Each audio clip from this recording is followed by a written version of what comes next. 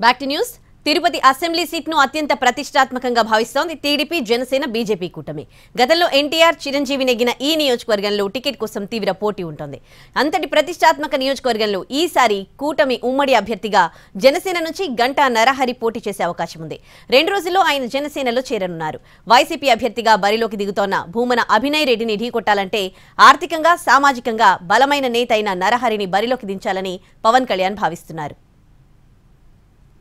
తిరుపతిలో జనసేన తరపున గంటా నరహరి పోటీ చేసే అవకాశం ఉంది. పొత్తులో భాగంగా తిరుపతి సీటును జనసేనకు కేటాయించారు చంద్రబాబు. టీడీపీలో కీలకమైన యువనేతగా ఉన్న గంటా నరహరి మరో 2 రోజుల్లో జనసేనలో చేరనున్నారు. పవన్ కళ్యాణ్ సమక్షంలో జనసేన కండువా కప్పుకోనున్నారు. గంటా నరహరి ఆర్థికంగా బలమైన నేత, అనుచరగణం కూడా ఎక్కువగా ఉంది. దీంతో తిరుపతి సెగ్మెంట్కు నరహరిని సరైన అభ్యర్థిగా భావిస్తున్నారు జనసేనాని పవన్.